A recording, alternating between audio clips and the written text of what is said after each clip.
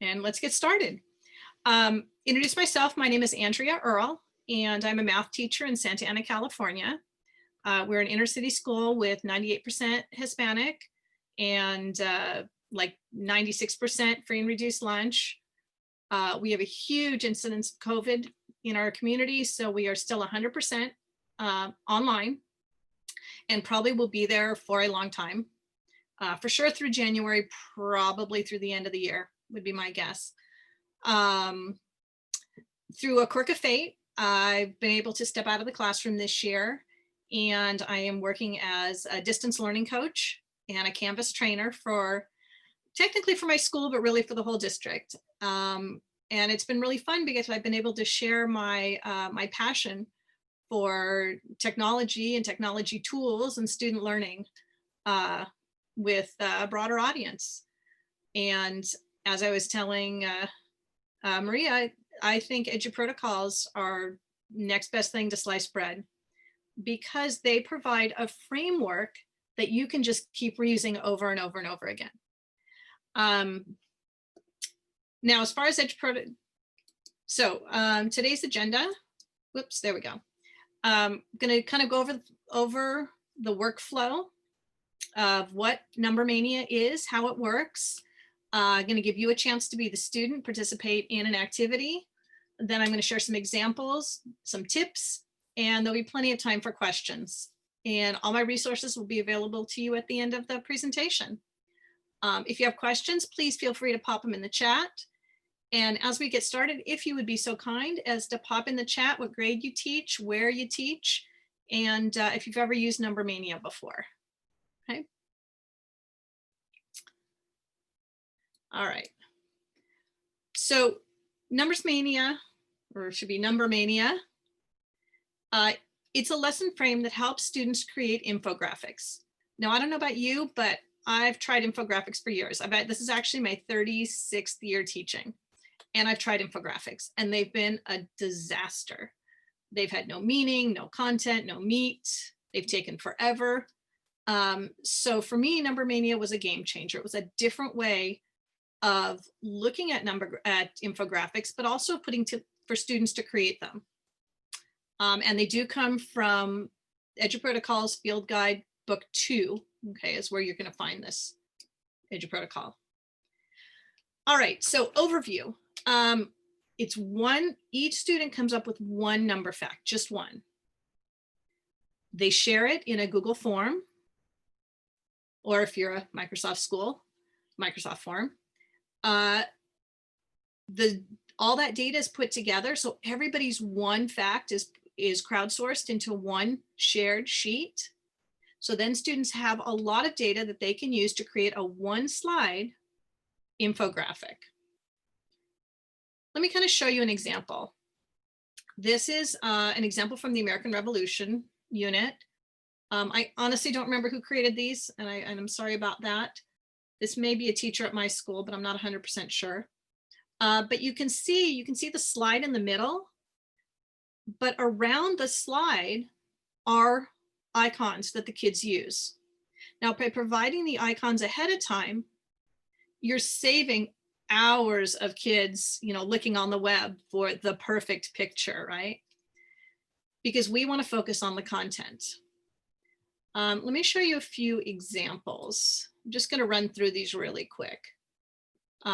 These were middle school, these were 8th grade students. And there is a time limit, 10-minute time limit. So you can see some were able to make some really fancy, some were very basic.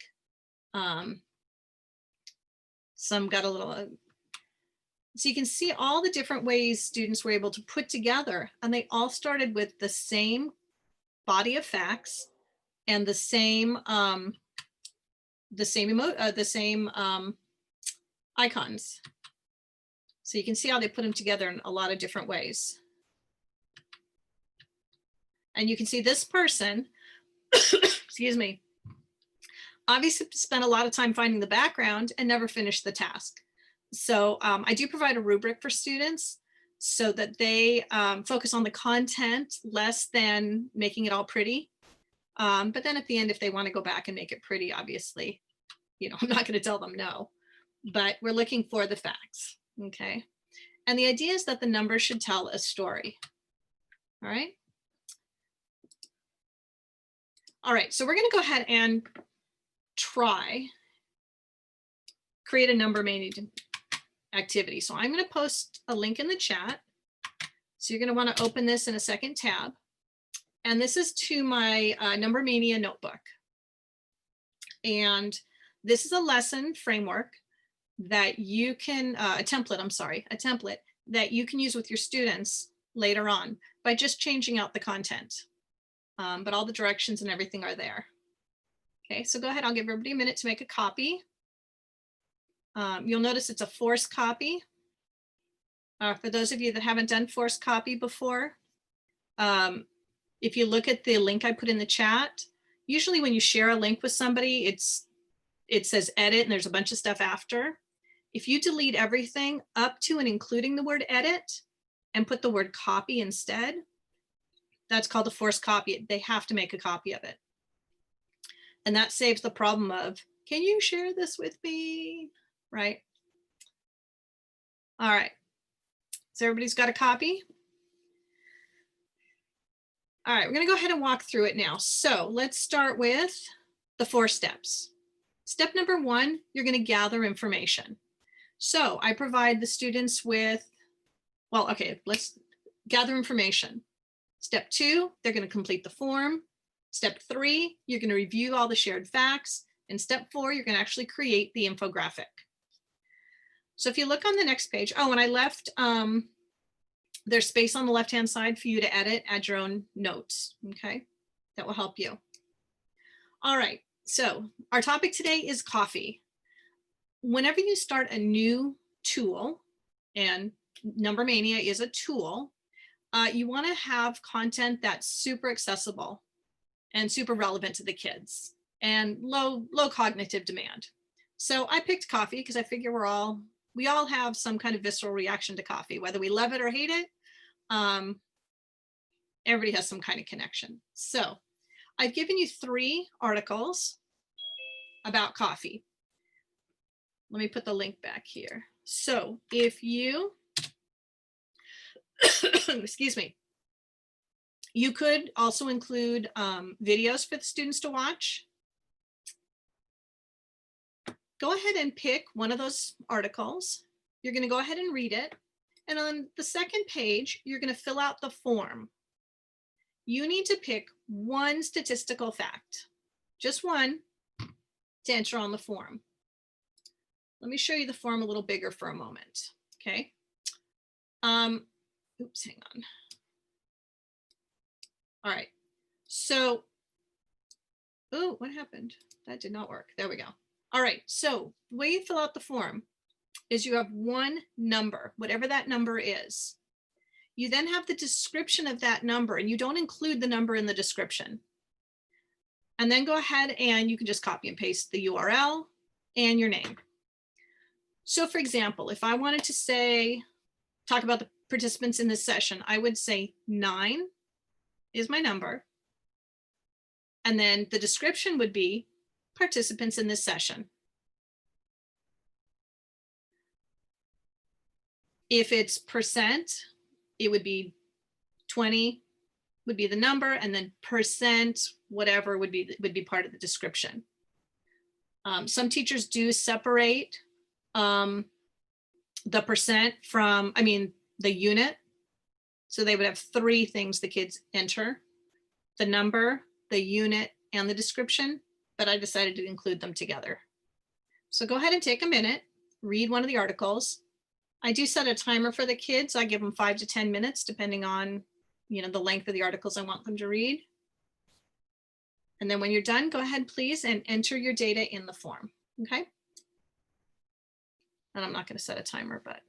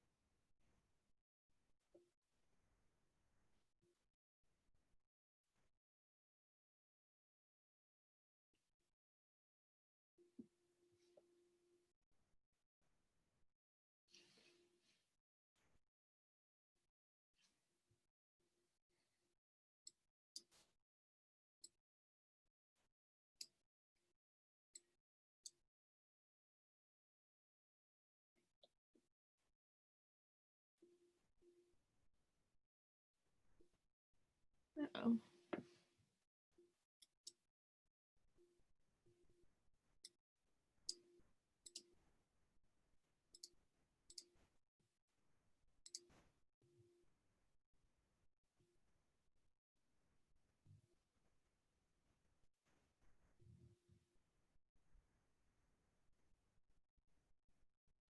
All right, give everybody a few more minutes to enter enter one number fact. You don't spend a lot of time reading right now, just because we're kind of limited on time. But go ahead and enter a number fact. One statistical piece of data.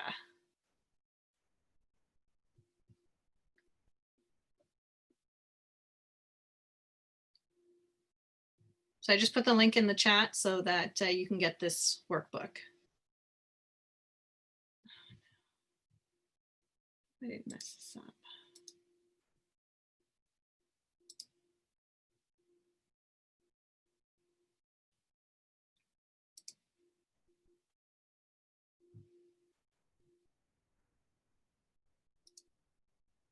Uh-oh, okay.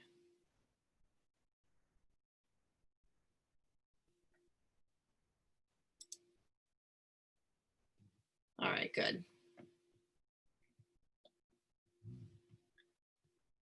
All right, I see most everybody's entered something. So we're gonna go ahead and go on so we don't spend a lot of time. But I do give the kids a time limit. I set the timer and they need to be done. Depending on the level of reading, 5-10 minutes, but really you don't want a lot more than that. All right, the next step is to take a look at the spreadsheet with your crowdsourced data. So there's a link to the spreadsheet. And I will also bring it here and you can see all the crowdsourced data. Okay, everything everybody said. There are a few pieces of redundant data and that's okay. But there's enough individual pieces of data you'll be able to create your infographic. Okay, the next step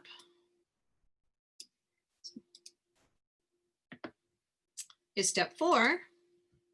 There we go. Is to actually create your infographic. Now you can see the example on the left. You have your slide. And then inside the slide, around the slide are the icons that I want you to use. So you want to accept, don't put a percent or anything with it. Susan, maybe it's just digits. And if it's million, then you would just put the number and put million as part of your description. So like if it's 10 million, the number would be 10. And then it would be million people, I don't know, bought stickers, something. Go ahead today and just go ahead and pick infographic slides 1. Do the session 1 slides just because there's not that many of you. And grab a blank slide. And what you're going to do is you're going to look at that shared sheet and you're going to pick 5 to 6 pieces of data. 5 or 6 pieces of data and create your infographic. All right, I'm going to put a link here again for the people that just joined us. We're actually on step 4, but if you want to quickly do steps 1 and 2, feel free. Or you can use the shared sheet, which is on page 4. Which is in part 3 to create your infographic in part 4. And I should have taken this off. Go ahead and use the session 1, please, slide deck. And everyone just grab any empty slide, go for it. I'll give everybody about 5 minutes to work on that.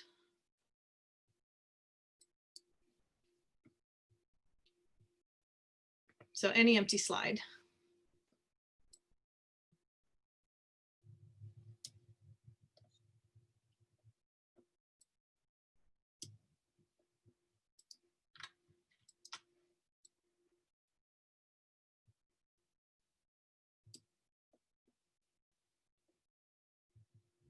And I tell the kids, if you see a little head bobbing on the slide, bobbing up and down on the slide, it's already claimed.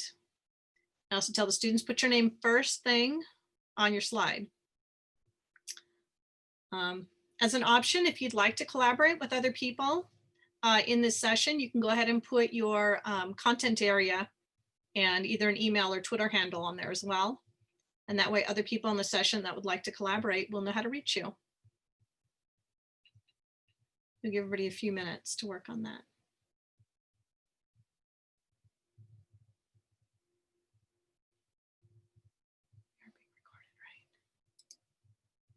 Okay, good.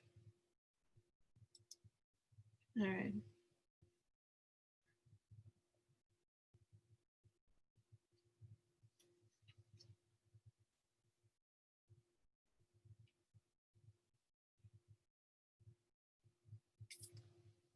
Okay.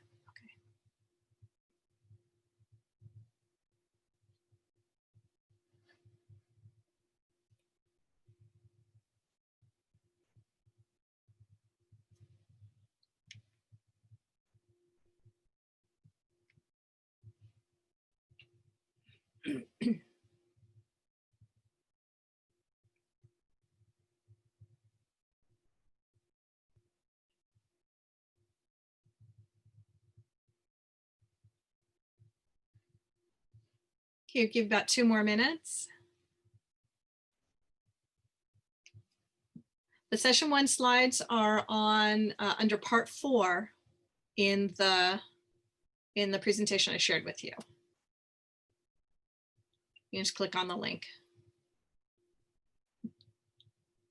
Absolutely. Feel free to ask any questions. You know, we're a small group, so.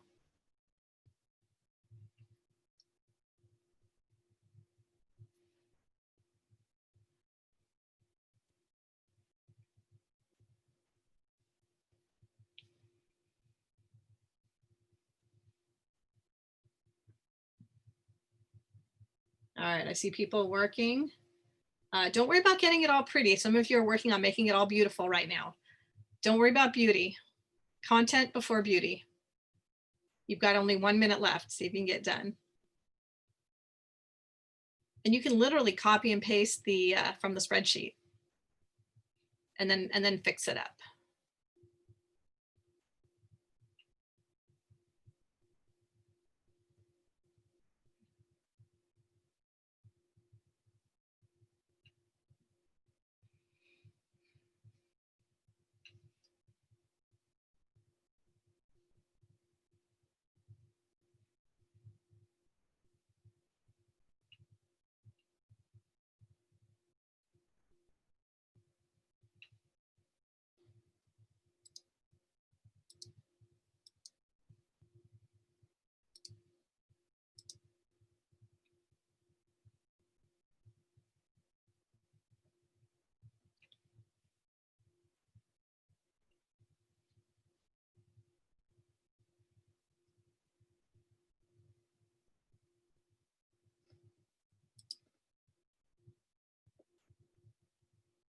Looking for heads. All right.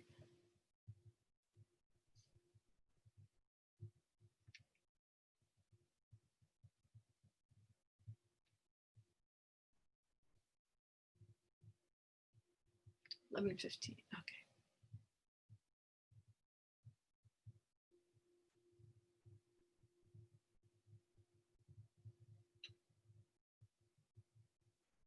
All right. Obviously, that's a much shorter time than I would give students, but really, I only give students 10 minutes.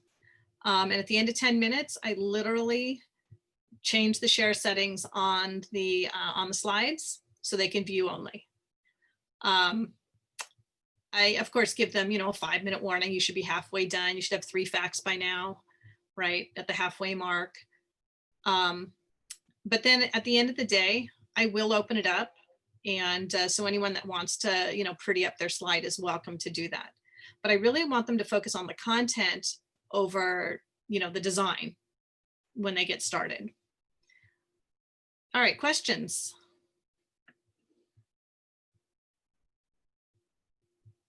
No, the idea is that you don't want to, you want everyone to design their own infographic, but they're using that common set of facts.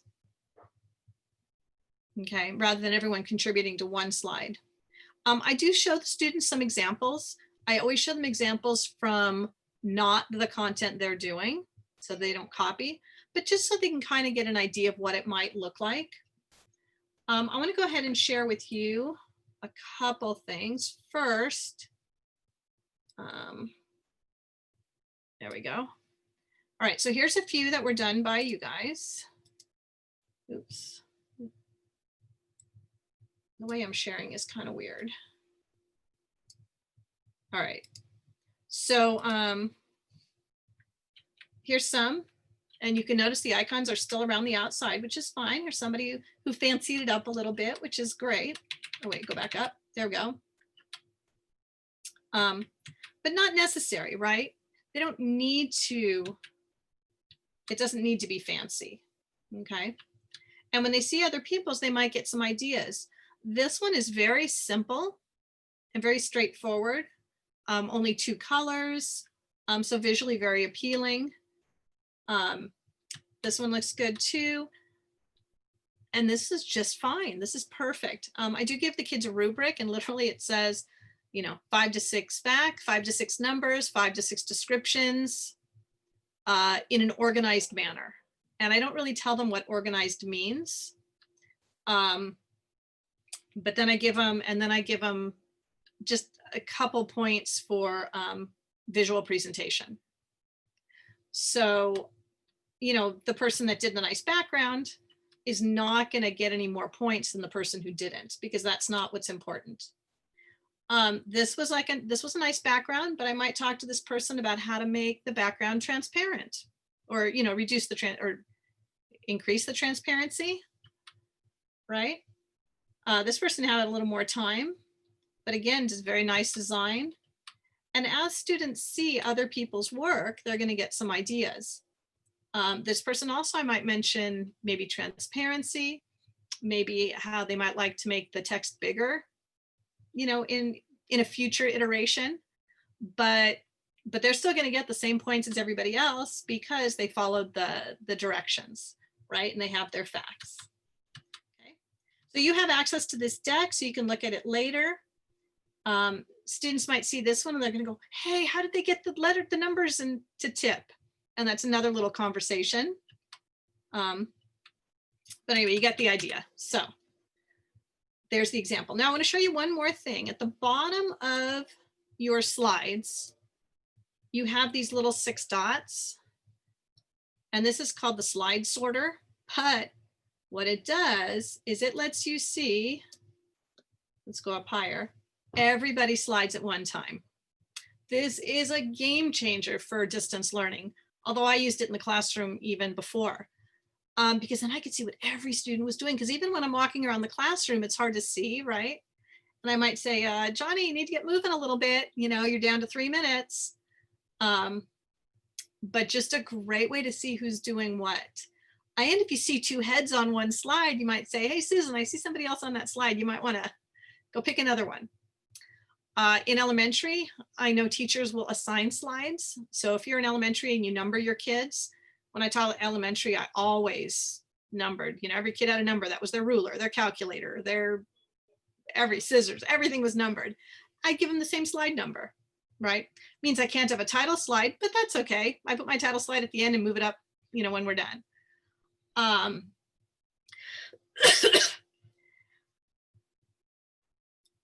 All right, any questions about this?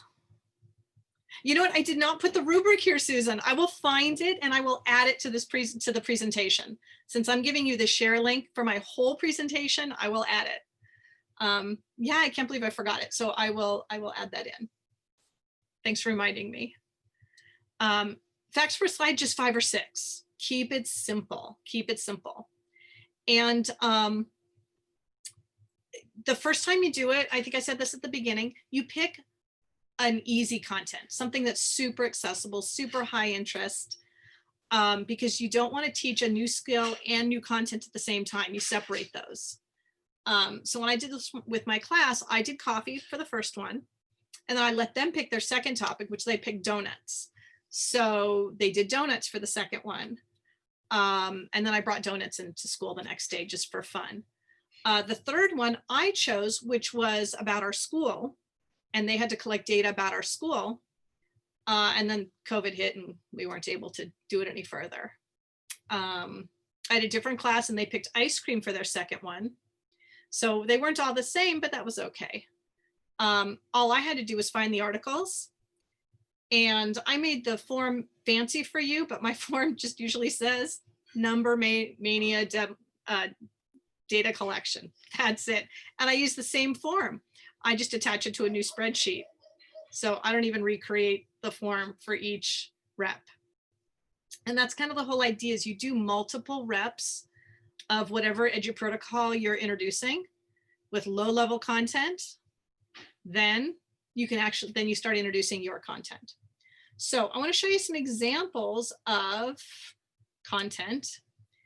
And oh, and I don't know if I told you, but I left space here for you to, oops, go there, for you to type your own notes here too. So feel free. Here are a couple examples. I honestly don't know where I got them from. California Gold Rush, French Revolution. I think these are from Ryan O'Donnell, but I'm not 100% sure. If anybody knows, let me know. But this was a high school history class, and they had to cite their sources using proper citations, and they did that outside the slide. You could also have them do that, whoops, cite their sources below in the speaker notes area. So that's raising it to a higher level. After you've done this a bunch of times, you could then move on to students creating their own. This was a nice template from Ryan O'Donnell. He does the Check This Out podcast, lots of great ideas. He started one on Q and then just a basic template. This maybe students would be collecting their own data, but the idea is with Number Mania really is the crowdsourcing the data, right? Because students would spend hours and hours looking up that many facts when really they're all pretty much the same. Here's a link to some student examples from my students for their coffee infographics. And yeah, they pretty much do look the same, right? But that's okay to start.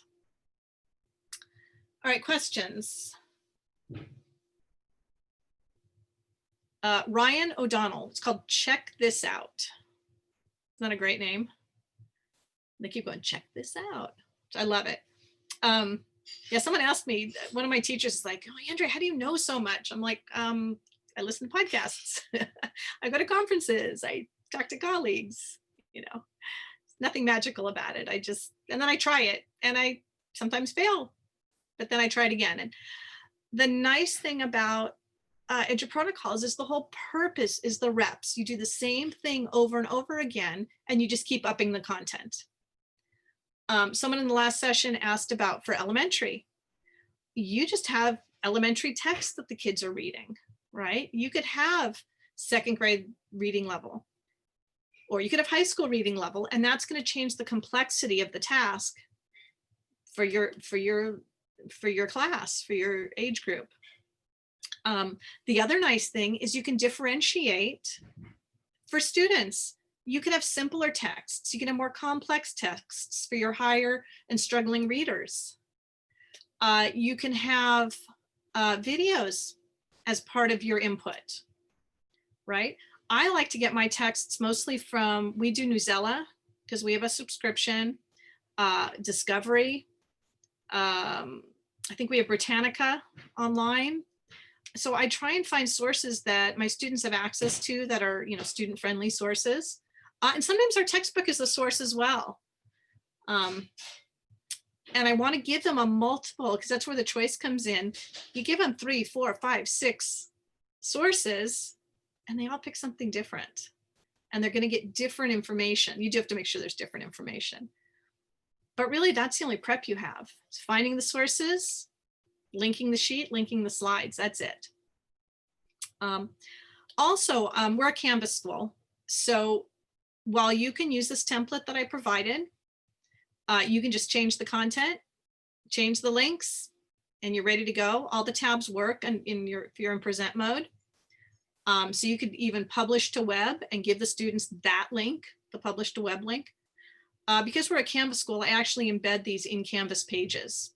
So I have one page that has the readings and the form, or the input and the form. And then I have an assignment that has the shared sheet embedded and the slide below. So they each do get their own slide. Any questions? All right. If you just go to check this out, you'll find it. Absolutely. And if you follow me on Twitter, I post a lot of Canvas tips, and my YouTube channel has a lot of Canvas help videos. So, all right, icons. Where do you get all those icons? So here are some icons from Slides Carnival. They do a lot of PowerPoint, Google Slides templates. They're all free. Just give them credit. And if you ever see them for sale on Teachers Pay Teachers or something, they always give everything for free. They should never have to pay for it. However, the template I used today was actually from Slides Mania.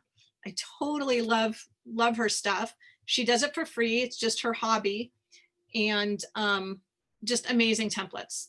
They're great. You can find, if you need emojis, so that would be a text box.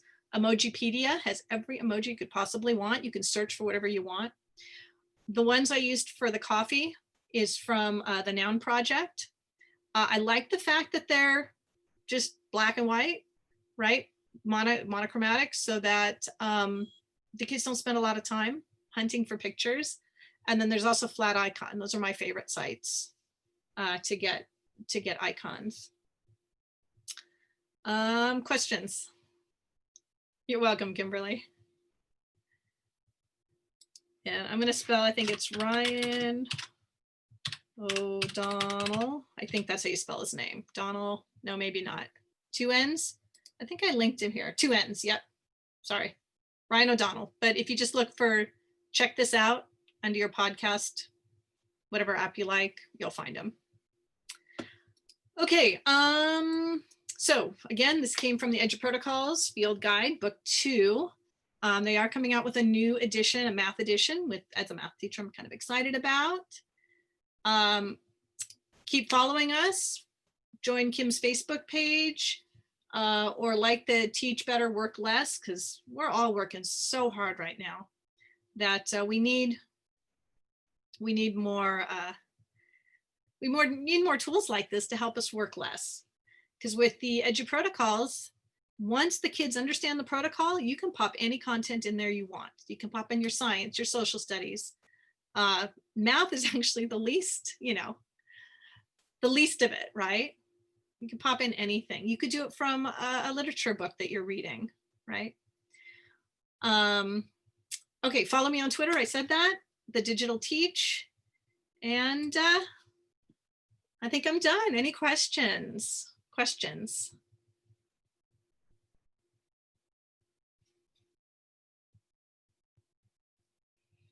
No questions?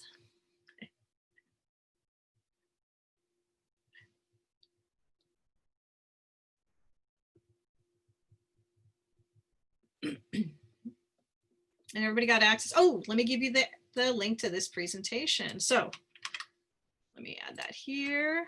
All right, so here is the link to the entire presentation. All right. And I will add the rubric. So don't make a copy yet. Just you can add it to your drive the way it was. Thanks, Cecilia. I'm glad you enjoyed it. I got to tell you, this Number Mania has been a life changer for me in terms of infographics. I used to have just terrible results.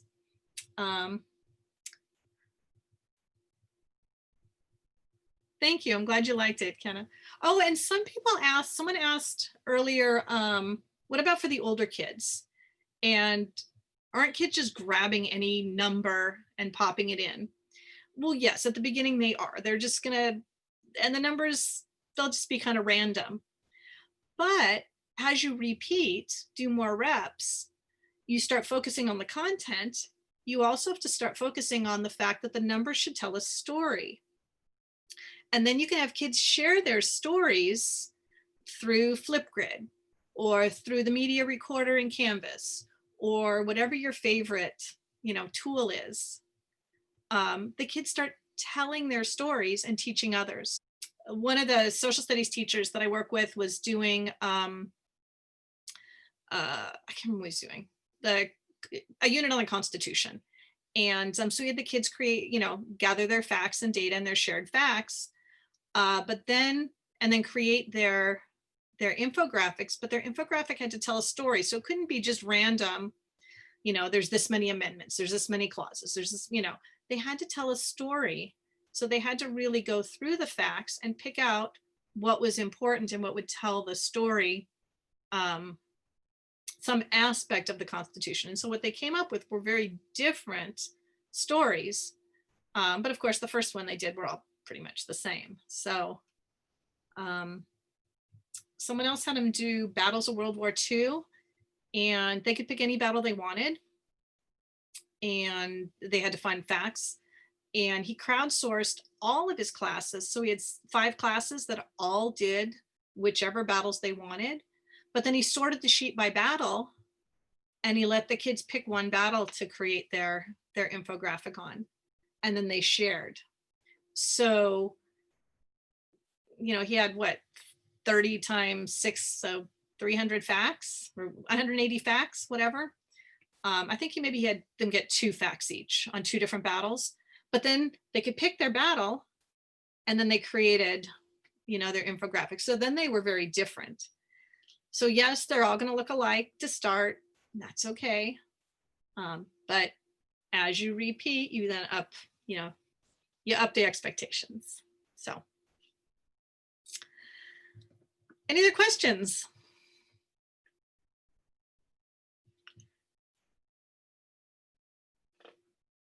No, my pleasure. Thanks so much for joining me today. Thanks for taking your Monday.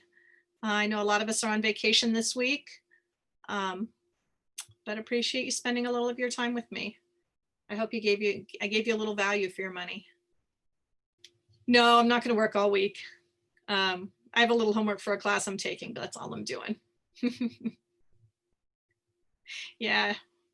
I'm not, someone said they buy a lot of educational books. I don't, but these I bought and mark up. And then when I find an edge protocol I like that maybe I haven't heard of or used of very much, I then Google it, and I go on YouTube and I watch other people talking about it. So I can get a better handle on how I might want to use it. So yeah, don't you love YouTube? Isn't that like the best creation? So, all right. Yes, Edge Protocols has a channel, but then listening to other people too. And if you listen to John and Kim's, they do live YouTube every week, or live streaming every week. So, all right, well, enjoy the rest of your week. For those of you in the States, have a happy Thanksgiving.